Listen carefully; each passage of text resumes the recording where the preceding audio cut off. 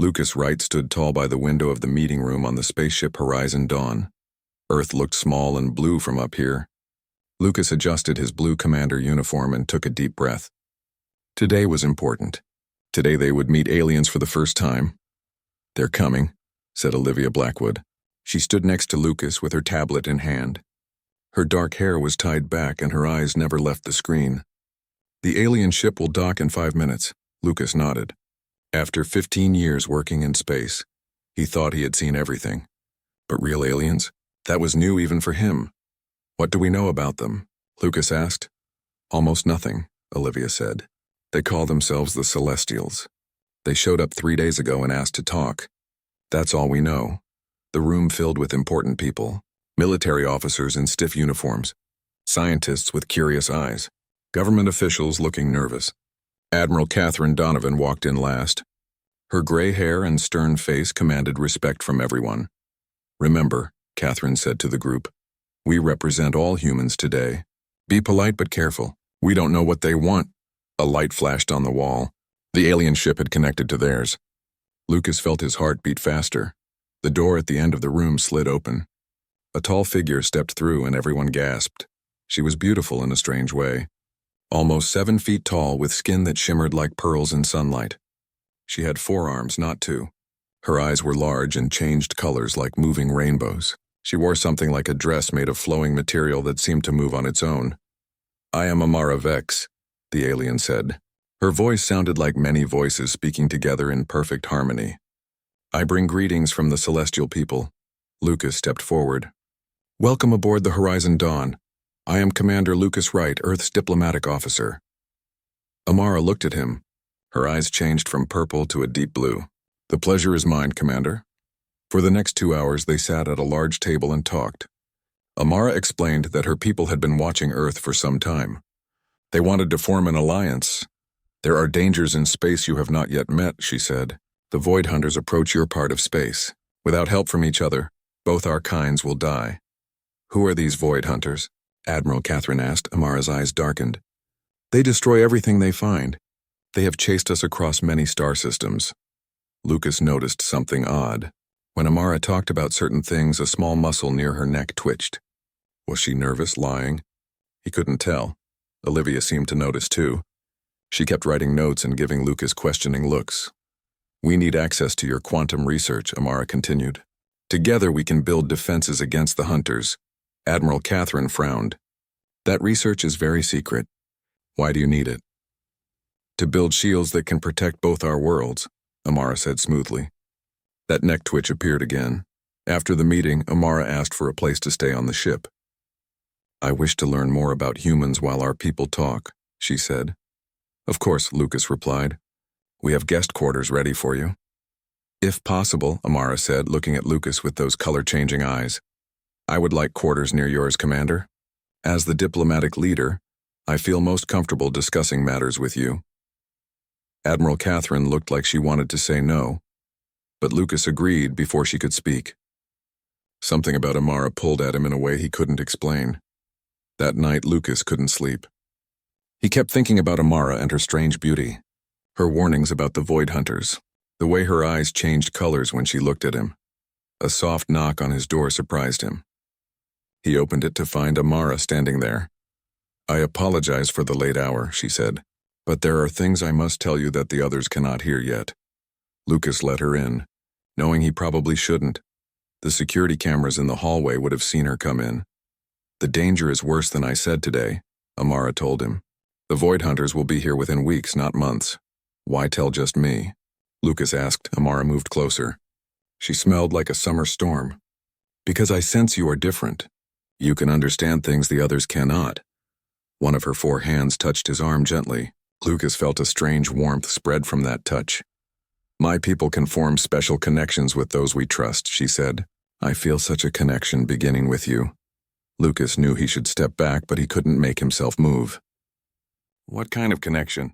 "One that will help our people work together," she said. Her eyes swirled with colors he had never seen before. When she left an hour later, Lucas felt different. His mind was full of new ideas. They needed this alliance. They needed to trust the Celestials. He would convince the others tomorrow. What he didn't know was that Olivia had been watching from a hidden spot down the hall. She saw Amara leave his room, and she saw the strange glow that seemed to pulse under Lucas's skin afterward. She also didn't know that the security cameras had mysteriously stopped working for exactly 17 minutes while Amara was in Lucas's room. The next morning, Lucas spoke strongly in favor of the Alliance at the meeting. He even suggested giving the Celestials access to Earth's quantum labs. Admiral Catherine looked surprised at his change of heart.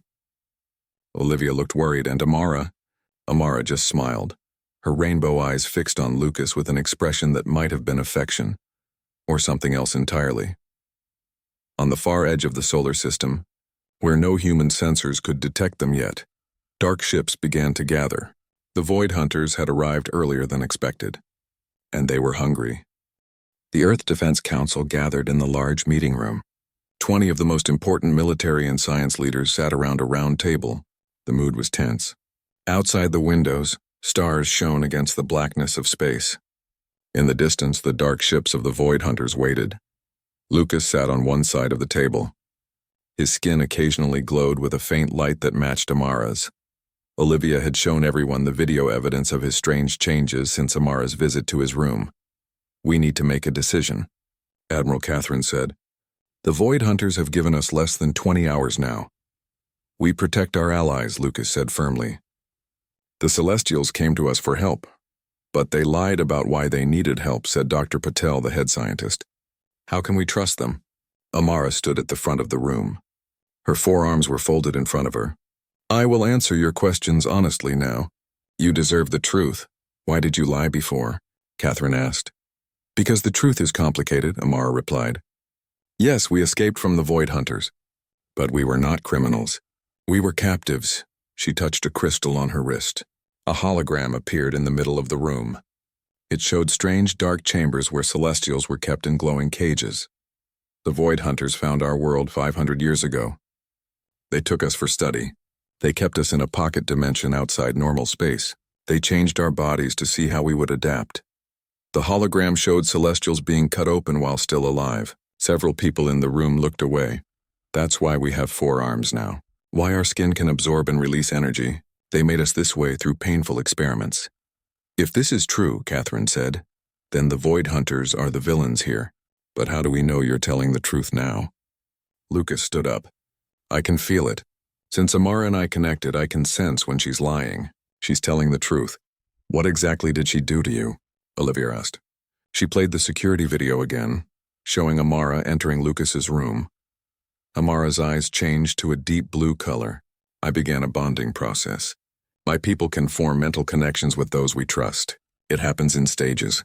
The first stage allows some sharing of emotions. That's all I did with Lucas. Without his informed consent," Catherine pointed out. "I was desperate," Amara said. "I needed someone to believe me." Olivia stood up next. She showed images from inside the celestial ship. "Then explain these. Plans to place devices at quantum weak points around Earth. What are they for?" For the first time, Amara looked uncomfortable. "Those are dimensional stabilizers. They would strengthen the barriers between dimensions, keeping the Void Hunters from creating new portals." "Our scientists say they would do the opposite," Olivia countered. "They would weaken dimensional walls, not strengthen them." The room erupted in angry voices. Some believed Amara, others didn't. Lucas looked confused, touching his temple as if in pain. "Enough!" Catherine shouted. Everyone went quiet. "We need to decide.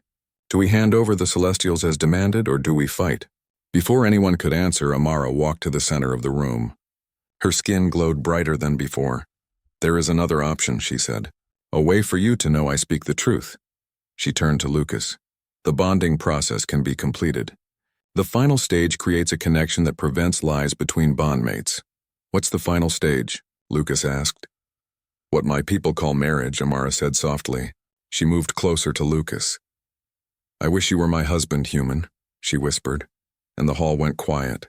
Everyone stared at them. The silence stretched for several seconds. "If we complete the bond," Amara continued in a normal voice, "Lucas would know everything I know. He would feel everything I feel. I could not hide the truth from him even if I wanted to." "Is this safe?" Catherine asked. "For a human?" I don't know, Amara admitted. It has never been done before, but it would prove my honesty. Lucas stood up. The colored flecks in his eyes were more visible now. I'll do it. Lucas, think about this, Olivia warned. We don't know what it will do to you. It's already started, he said. I can feel her emotion, sense her thoughts, but not clearly enough to be certain. Dr. Patel stepped forward. If we monitor him during this process, we might learn more about the Celestials. It could give us an advantage either way. Catherine looked troubled.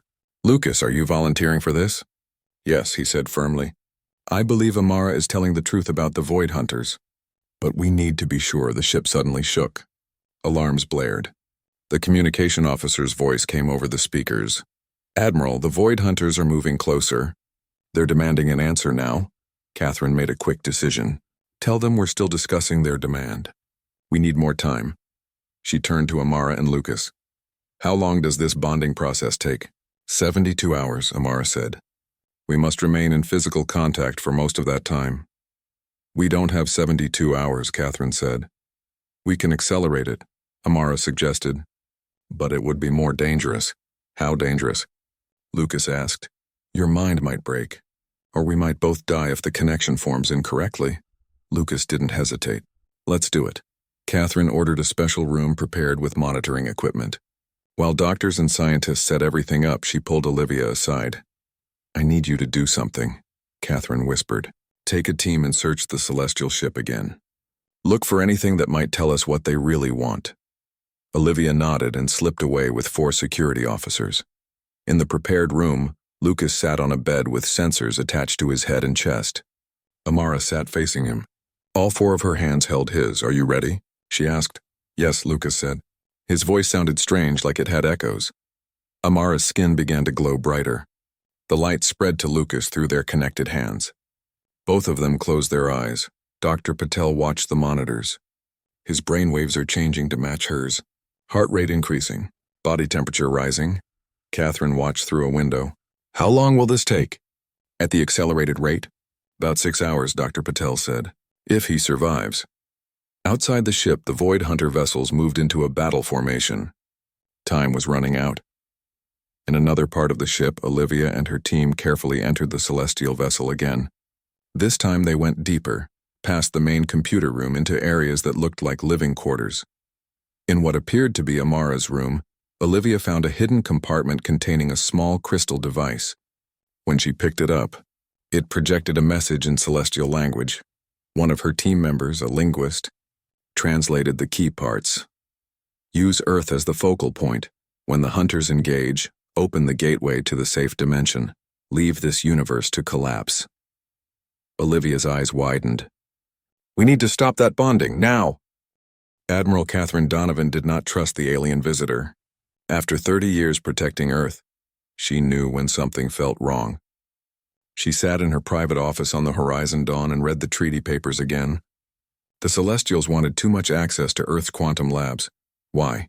Come in, she called when someone knocked on her door. Olivia Blackwood entered and closed the door quickly. Admiral, we need to talk about Commander Wright. Catherine nodded. He's acting strange. Yesterday he questioned everything about the Alliance. Today he's the Celestials' biggest supporter. Something happened last night, Olivia said. She placed her tablet on the desk and showed security footage. Amara visited his room for 17 minutes. The hallway cameras caught her entering and leaving, but the cameras inside his quarters went dark during that time. Disabled? Yes, and look at this. Olivia swiped to another video. This one showed Lucas this morning. When he thought no one was looking, his skin glowed faintly with the same pearly light as Amara's. Catherine stood up. We need to find out what she did to him. I have a plan, Olivia said. But first we should check their ship. Later that day, while Amara attended meetings with Earth scientists, Catherine and Olivia used their security codes to enter the docking bay where the celestial ship rested.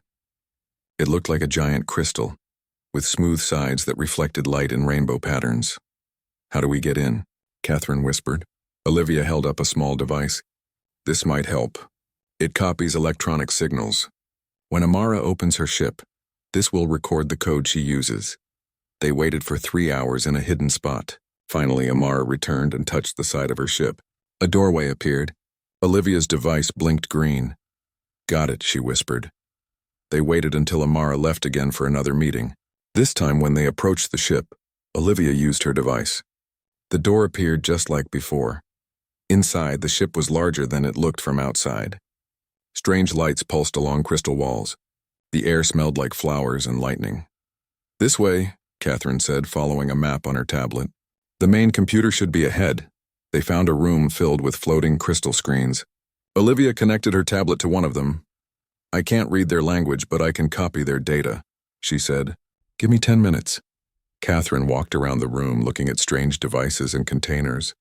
In one corner, she found something that made her blood run cold. A large map of Earth showed glowing dots at specific locations, all major quantum research sites. Olivia, she called softly. Look at this, Olivia joined her. Those are quantum fault lines, places where dimensional barriers are weakest. She pointed to notes beside the map. I think they're planning to place devices at these locations. What kind of devices? I don't know yet, but... Olivia stopped as her tablet beeped. I've got their files. We need to go. They left the ship and sealed the entrance behind them. No one saw them return to Catherine's office. For hours, they studied the files Olivia had stolen. Most were in the celestial language, but some had English translations. Look at this, Olivia said. The Void Hunters aren't attacking the Celestials. They're chasing them. Catherine read the file. It says the Celestials escaped from some kind of containment dimension. The Hunters are trying to put them back. But why? Are the Celestials dangerous? Before Catherine could answer, an alert sounded throughout the ship. All senior officers were called to the command center. When they arrived, Lucas was already there, standing too close to Amara. His eyes looked different somehow, with small flecks of color that hadn't been there before. Our long-range sensors detected something, said the sensor officer, a large tear in space near Neptune. On the main screen they watched as darkness spread across the stars. From this darkness emerged ships that looked like they were made of solid shadow. The Void Hunters, Amara said, her voice trembling. They found us sooner than I expected. A message came through on all channels. A deep voice spoke in perfect English. Humans of Earth, we are the Void Hunters. The beings you call Celestials are fugitives from justice. Surrender them to us or face the consequences. Lucas stepped forward. We won't abandon our allies. Catherine pulled him aside. Lucas, we need to talk. There's something you don't know about the Celestials. There's no time, Lucas said. His eyes flashed with colors like Amara's. We need to prepare our defenses. The Celestials aren't telling us everything, Catherine insisted. Olivia and I found what, Admiral? Amara appeared beside them. Did you enter my ship without permission? Catherine stood tall. Yes, because something didn't feel right. And we were correct. You're not refugees. You're escaped prisoners. The room went silent. Everyone stared at Amara. Is this true? Lucas asked Amara. For the first time since her nighttime visit, he looked uncertain. Amara's 4 hands moved in complex patterns. It's not that simple. Explain it then, Catherine demanded. The Void Hunters created my people as experiments, Amara said. They kept us in a pocket dimension, studying us, using us. We escaped. Now they want their property back. That's not all, Olivia said. She showed everyone her tablet. They plan to place devices at quantum weak points around Earth. Devices that could tear open dimensions. Lucas looked at Amara with confusion in his eyes. Why didn't you tell me the whole truth? Because you wouldn't have helped us, Amara said softly. And we need your help to survive. The ship shook as something hit it. Alarms blared. The Void Hunter fleet is firing warning shots, said the tactical officer. They're demanding we turn over all Celestials within one Earth day or they'll attack. Lucas looked torn between his duty to Earth and whatever connection he now had with Amara.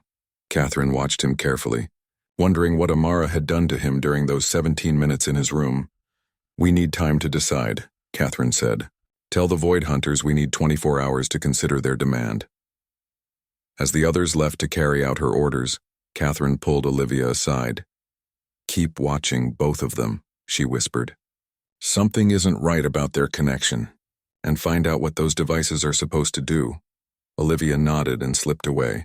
Catherine stayed in the command center, watching the Void Hunter ships on the screen. They looked like holes in reality, places where light and matter simply stopped existing. Whatever the truth was about the Celestials, Earth was now caught in the middle of a war it didn't understand. And time was running out to pick the right side. Olivia ran through the corridors of the Horizon Dawn, the crystal device clutched in her hand. Security officers followed close behind her.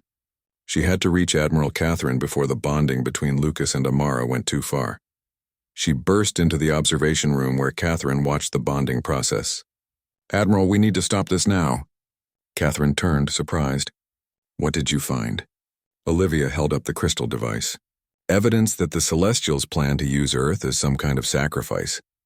They want to create a massive dimensional event that will allow them to escape to a safe dimension while our universe collapses." Catherine looked through the window at Lucas and Amara. They sat perfectly still, hands connected, both glowing with pearly light. "Dr. Patel, stop the procedure." Dr. Patel shook his head. "We can't. At this stage, separating them could kill them both. Their minds are too interconnected now." "How long until it's complete?" Catherine asked. "Another 3 hours at least," Dr. Patel replied. The ship shook again. The Void Hunters were getting impatient. "We don't have 3 hours," Catherine said. She made a difficult decision. "Prepare a message to the Void Hunters. Tell them we will cooperate." Olivia looked shocked. "You're going to hand over the Celestials?" "Not all of them. Just Amara. Once Lucas is safe." While they waited for the bonding to finish, Catherine prepared a small team of special forces. They would enter the bonding room as soon as Dr. Patel gave the signal and separate Lucas from Amara. 2 hours passed. The glow around Lucas and Amara grew brighter. His skin now shimmered just like hers. "Something's happening," Dr. Patel said, watching the monitors. "Their brainwave patterns have completely synchronized." Suddenly, Lucas opened his eyes. They were now swirling with colors just like Amara's. "I see," he whispered. Amara's eyes opened too. They looked at each other with perfect understanding. Catherine spoke through the room's communication system. "Lucas, can you hear me?" "Yes," Lucas replied. But his voice sounded different, with the same harmonic tones as Amara's. "Is she telling the truth about the Void Hunters?" Lucas didn't look away from Amara as he answered. "Yes and no. The Void Hunters did experiment on her people. They did keep them prisoner. But there's more." "What more?" Catherine asked. "The experiments were because the Celestials were already dangerous. They feed on dimensional energy. They consume it, leaving dead space behind." Amara didn't look surprised that Lucas knew this. "We need it to survive," she said simply. "Just as humans need food." "And Earth?" Olivia asked. "What were you planning to do with those devices?" Lucas answered, still holding Amara's hands. "They would turn Earth into a dimensional battery. When the Void Hunters arrived, the conflict would create massive energy. The Celestials would feed on it before escaping to another dimension." "And what would happen to Earth?" Catherine demanded. "It would be caught between dimensions," Lucas said. "Slowly pulled apart." The room went silent. Amara finally spoke. "My people are starving. We've been running for so long. We need this energy to survive." "By sacrificing an entire planet?" Catherine asked angrily. "We would save as many humans as we could," Amara said. "Those with compatible minds, like Lucas." Lucas finally broke eye contact with Amara and looked at Catherine. "She's telling the truth now. But she's also showing me another way." "What other way?" Olivia asked. "The dimensional technology the Celestials have. It could be modified. Instead of using Earth as a battery, we could create a controlled dimensional pocket, somewhere the Celestials could live without consuming other worlds. That would trap us forever," Amara said. "But you would survive," Lucas countered. "And so would Earth." They stared at each other, having a silent conversation no one else could hear. The ship shook harder this time. Warning lights flashed. "The Void Hunters are firing on us," reported the tactical officer over the comms. "Their main fleet is advancing." Catherine had to make a choice. "Lucas, can this modified plan work?" "Yes," he said. "But someone needs to deliver the device directly between the two fleets. The pocket dimension needs to form an empty space away from Earth." "A suicide mission," Olivia said quietly. Lucas nodded. "Most likely." Catherine took a deep breath. "Prepare our fastest ship. We'll load the modified device in—" "I'll go," Lucas interrupted. "I'm the only one who understands how it works now." "Lucas, no," Catherine said. "It has to be me," he insisted. "The device needs to be adjusted during flight. Only someone with celestial knowledge can do it." Amara looked at him with genuine sadness. If you do this, you will die. Maybe not, Lucas said. Show me that trick again. The one about existing in multiple dimensional states. Amara's eyes widened. That's our most sacred ability. No human has ever learned it. But I'm not fully human anymore, am I? Lucas said, touching his now shimmering skin. Catherine looked between them. What are you talking about?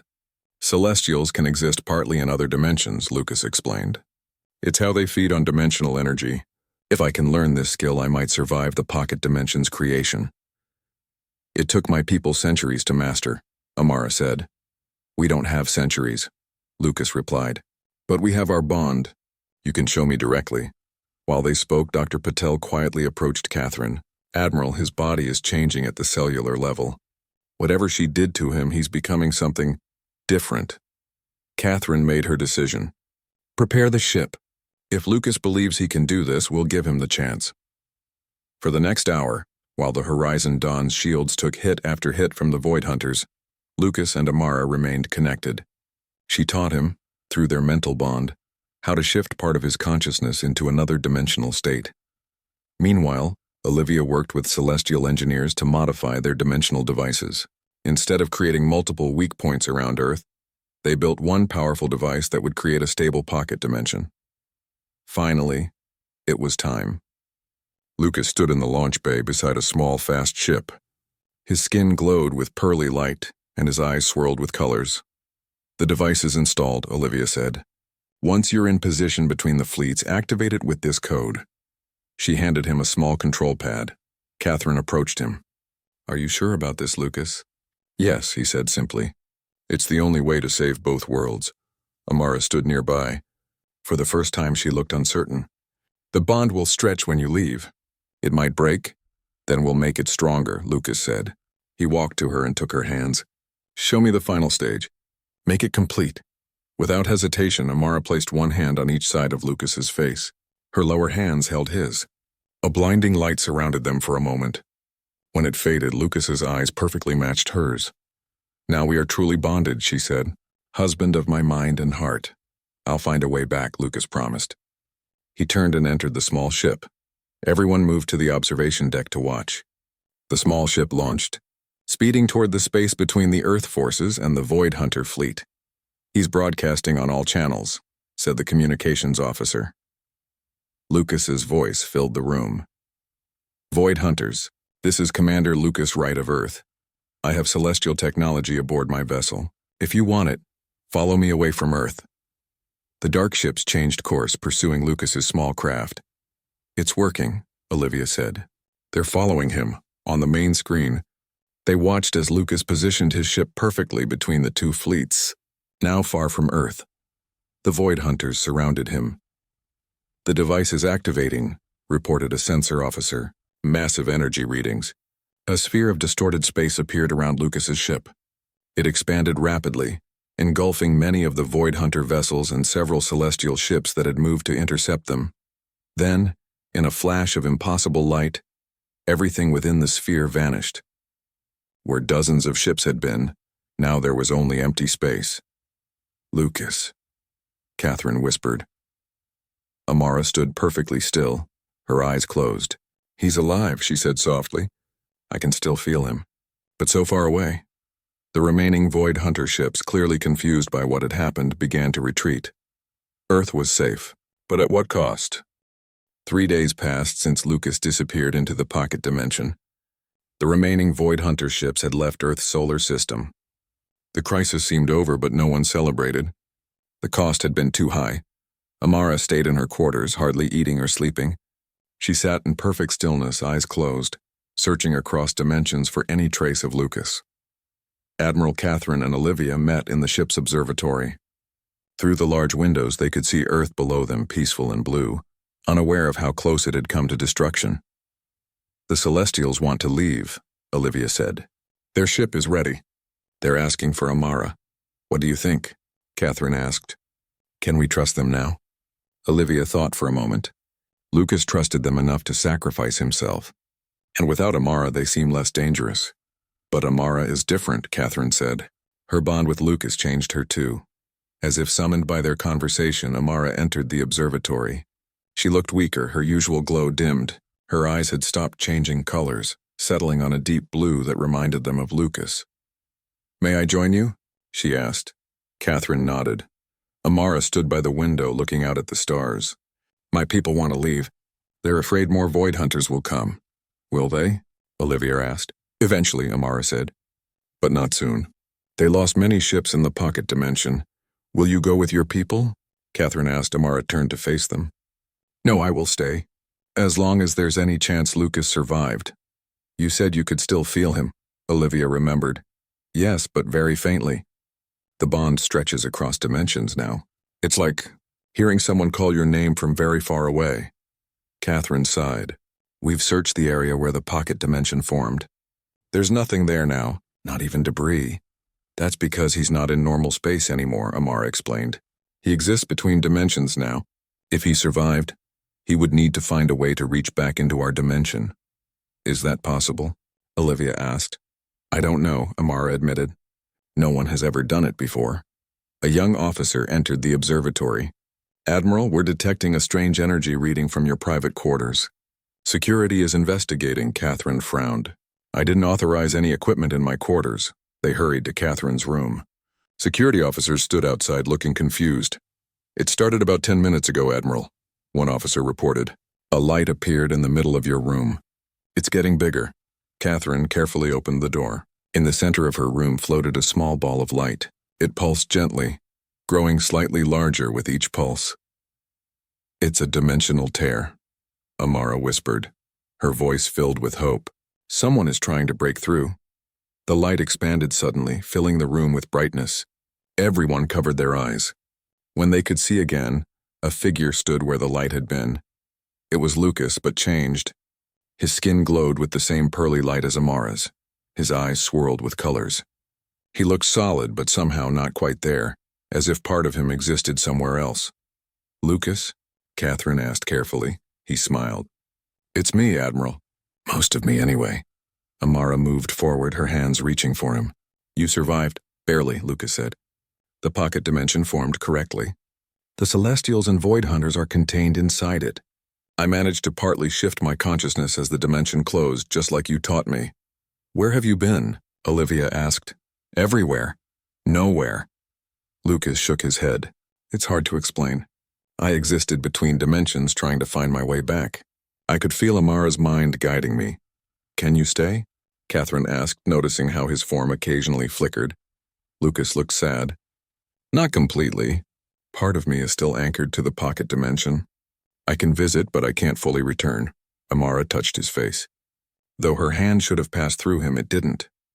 "The bond lets me touch you." "Yes," Lucas said. "Our minds are still connected across dimensions. That's how I found my way back to this exact spot." Over the next few days, scientists studied Lucas's condition. Dr. Patel confirmed what Lucas had already told them. He existed in multiple dimensional states simultaneously. He could appear in their dimension for a few hours at a time, before needing to return to his between state. The celestial ship departed with most of Amara's people. Some chose to stay on Earth as ambassadors, teaching humans about dimensional science and learning, about human culture in return. Amara remained on the Horizon Dawn. She and Catherine worked together to establish new protocols for dealing with dimensional beings. Olivia led a team studying the technology recovered from the celestial ship, making sure it would never be used to harm Earth. 1 month after his return, Lucas stood with Amara in the observatory. It was late and they were alone. Outside the window, Earth turned slowly below them. "The other Celestials in the pocket dimension," Amara asked. "How are they?" "Adapting," Lucas said. "The dimension is stable. They have enough energy to survive without consuming worlds. Some have even made peace with the Void Hunters. And you? Are you happy in your in-between state?" Lucas thought for a moment. "I'm different now. Neither fully human nor celestial. I can see things others can't, go places no one else can reach." He took her hands. "But I miss being here completely." "Our scientists are working on a way to bring you back permanently," Amara said. "I know, but it might not be possible." He looked into her eyes. "If they can't bring me back to this dimension fully, would you consider joining me in mine?" Amara looked surprised. "You mean Exist as you do? Between dimensions? Yes, we could be together completely then. Our bond would be even stronger. She touched his shimmering face. You would want that? Even after I nearly led your world to destruction? You changed. I changed. We both found something more important than survival. What is that? Understanding, connection, love. Amara smiled. Her skin brightened to match his glow. Yes, I would join you. In the months that followed, Amara learned the dimensional shifting technique that Lucas had mastered. Dr. Patel monitored her progress, amazed at how the bond between her and Lucas made the learning process faster. Finally, the day came when she was ready. They stood together in the observatory one last time, saying goodbye to Catherine and Olivia. Will we ever see you again? Catherine asked. Sometimes, Lucas promised. We'll check in. There are other dimensional beings out there, some friendly, some dangerous. Earth will need guides. Ambassadors between worlds, Olivia said with a smile. Lucas nodded. Exactly. Amara took Lucas's hands in all four of hers. Their bodies began to glow brighter and brighter. Thank you, Lucas said to his friends, for trusting me, for giving both our worlds a chance. The light around Lucas and Amara grew until it was hard to look at them. Their forms became less solid, more like patterns of light and energy. Goodbye for now, Amara's voice echoed. Then they were gone, leaving only a fading glow that slowly disappeared. Catherine and Olivia stood in silence for a long moment. Do you think they'll be happy? Olivia finally asked. Catherine smiled. I think they already are. Later that night, as Catherine prepared for sleep in her quarters, she noticed something on her desk that hadn't been there before. A small crystal flower unlike any earth plant. When moonlight from her window touched it, it projected a holographic image above it. The image showed Lucas and Amara, their forms slightly transparent, standing together at the edge of what looked like a waterfall of light. They were looking at each other with perfect understanding in their swirling, colorful eyes. Catherine smiled. Some bonds, it seemed, could stretch across dimensions without breaking. Some loves could exist beyond the boundaries of normal space and time. And sometimes, when a strange alien whispered, "I wish you were my husband," to a human in a quiet hall, it was the beginning of something that would change two worlds forever.